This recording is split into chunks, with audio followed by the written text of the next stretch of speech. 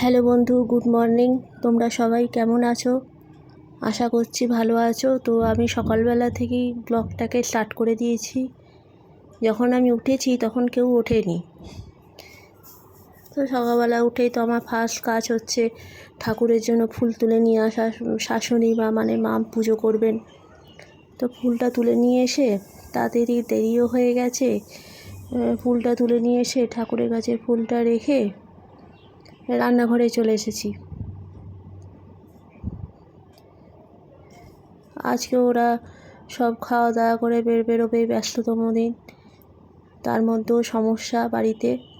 তোমরা তো জানোই গতকালের ব্লগটা যে তোমরা দেখেছো, সমস্ত কিছুই তোমরা জানো।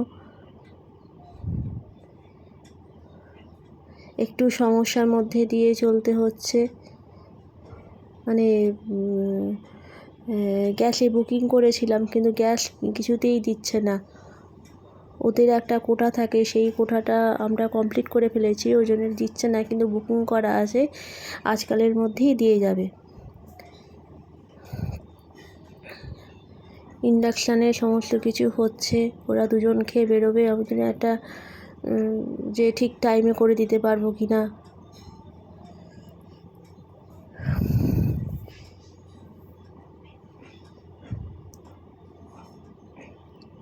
রাত্রিবেলা সব বোতলগুলো সব খালি হয়ে যায়, সেইগুলো সব জল ধোয়া করে একার সময় সার্ফেও ধুই বোতলগুলো। যখন অনেক দিন হয়ে যায় তখন প্রত্যেকটা বোতল সার্ফে ধুয়ে নিই। পরিষ্কার পরিচ্ছন্নতা আমি ভাবি যে পরিষ্কার পরিচ্ছন্নতাই সে যেরমভাবেই থাকি মানে করে রাখলে আর কি ভালো হয়। সব বোতলগুলো ধুয়ে দিয়ে সব জলের বোতলে আবার জলগুলো সব ভরে রাখছি। ওদিকে কিন্তু আমি চা বসিয়ে দিয়েছি, ইন্ডাকশানে চা বসিয়ে দিয়েছি। চা হতে হতে তাহলে আমার এই জলগুলো ভরা হয়ে যাবে।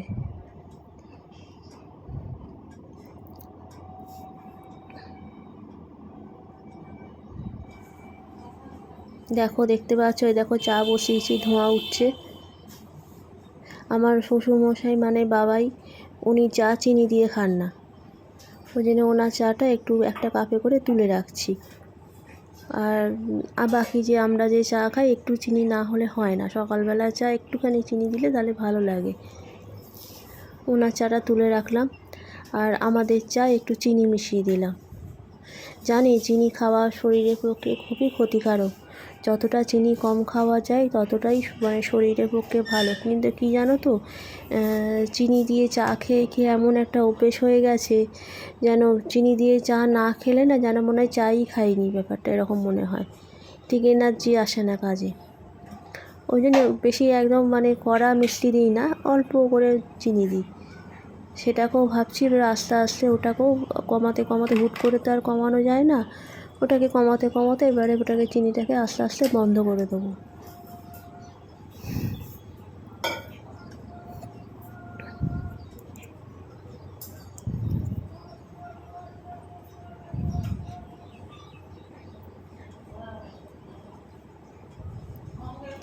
আমি চা জেনারেলি ওই ফুটন্ত জলেই চিনিটাকে দিয়ে দিই, তাতে কী হয়, চিনিটা গুলে যায়।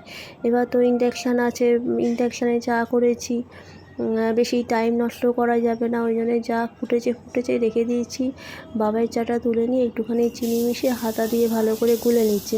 না হাতা দিয়ে না গুলে নিলে চিনিগুলো সব নিচে পড়ে থাকে।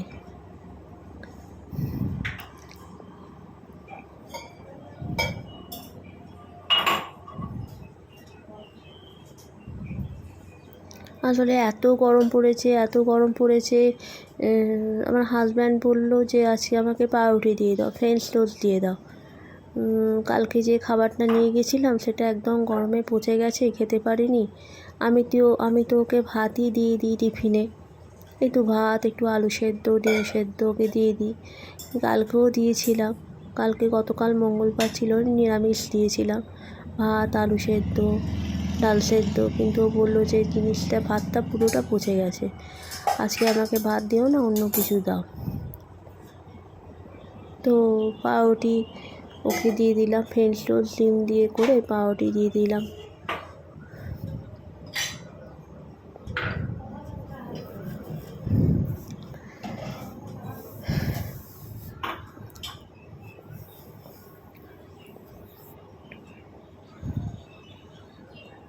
ওদিকে ভাত বসিয়ে দিয়েছি, হাজব্যান্ড খেয়ে বেরোবে, ভাতটা বসিয়ে দিয়েছি। এদিকে সব চাটা করে এবার সবাইকে চা দিয়ে দেবো। তো চাটা খেয়ে ঘরে চলে এলাম। ওদিকে দেখো আমার বাবাই বসে আছে, মানে আমার শ্বশুরমশাই বসে আছেন।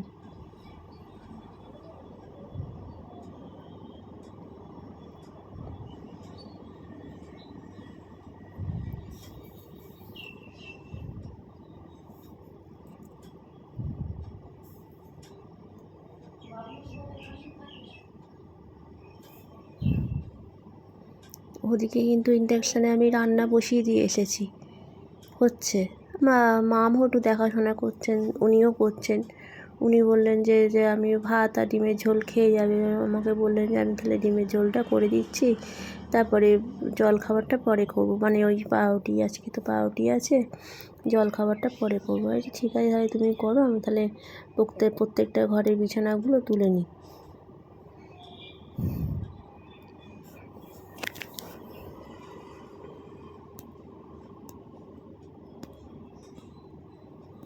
বিছানা তুলে চলে এসেছি।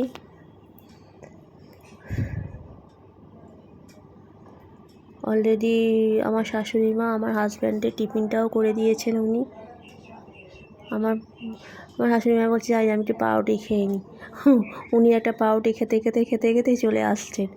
বললাম যে ভালো, যাও খাও।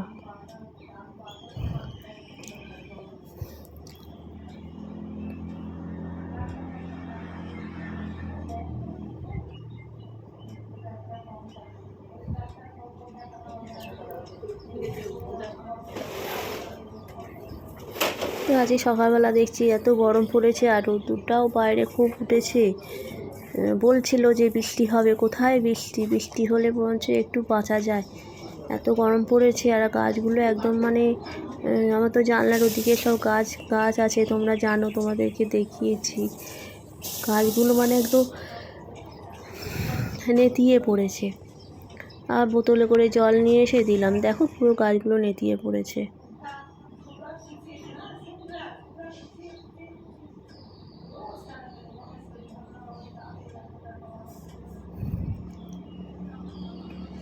গাছগুলোতে একটু জল দিয়ে আছে। আর অপরাজিতা ফুলের গাছটা কী হয়েছে কি জানি, কীরকম যেন একটা মানে ফুল ফোটে না, গাছটা পোকাও ধরেছে, ওষুধও দিয়েছি, তাও কোনো কিছু হচ্ছে না।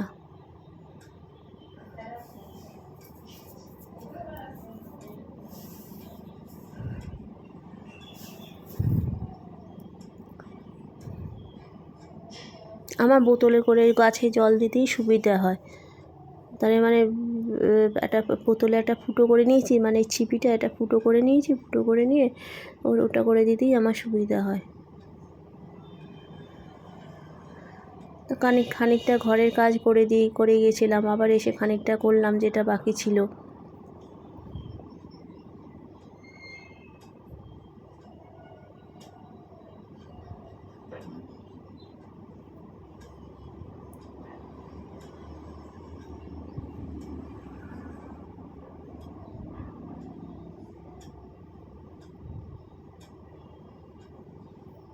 একটু ঝাড়াঝুড়ি করে নিচ্ছি। তোমরা তো প্রতিদিনই জানো আমি একটুখানি সামনাসামনি একটু ঝাড়াঝাড়ি করে নিই। খুব ধুলো পড়ে, প্রচণ্ড ধুলো পড়ে ঘরে। আমার এই ব্লগটা তোমাদের কীরকম লাগছে একটু খালি চ্যানেলটাকে সাবস্ক্রাইব করে দিও। আমার এই ব্লগে অনেক নতুন বন্ধু এসেছে, তাদের সাথে আমি কথাও বলেছি।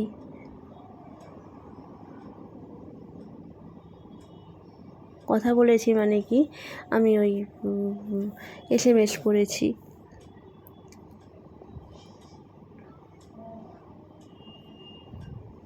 আমার এই ব্লগটা কীরকম লাগছে তোমরা একটু কমেন্টে জানিও।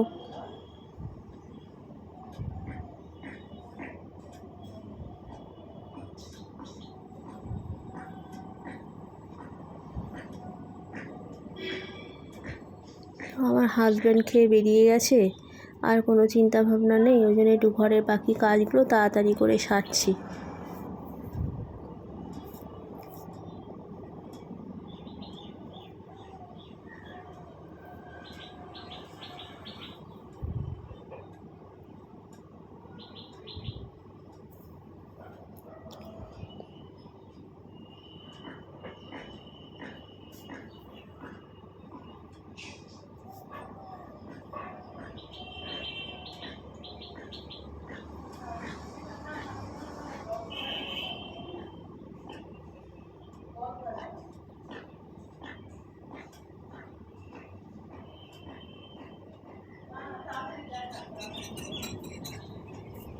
তো বাইরে এদিকে আমার ঘর করে চলে এলাম, মানে ওদিকে ঘরটা করে চলে এলাম। এদিকে একটু কম্পিউটারের টেবিলগুলো খুব ঝাড়াঝুড়ি করছি। ভীষণ মানে দেয়াল থেকে এত মানে গুঁড়ো পড়ে, মানে ড্যাম মতন হয়ে গেছে, তো প্রচণ্ড ধুলো হয়। এমনিতে তো ওপরে ঘর মানে সবসময় বাইরে হাওয়া দেয়, তো হাওয়া দিলে তো এমনিতেও তোমার বাইরে থেকে ধুলোগুলো আসে।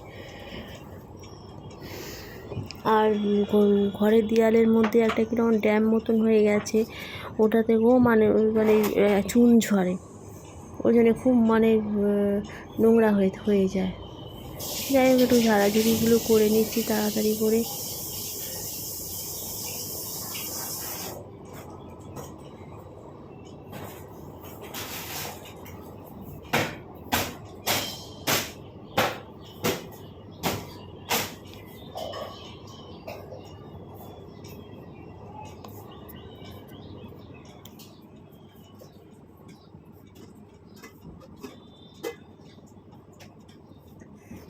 আমার মানে মাম বলছেন ডগিটা না সকালবেলা কিচ্ছু খেতে চায় না, না একটা বিস্কুট খায় না কিচ্ছু খায়।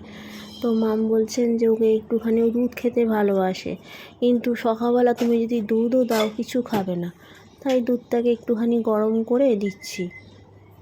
মাম বলছে একটুখানি দুধ দে, দুধটাকে গরম করে দিচ্ছি, তাও খাবে না। কত করে ডাকছি আয় আয় খেয়ে যা, কিছুতেই আসে না।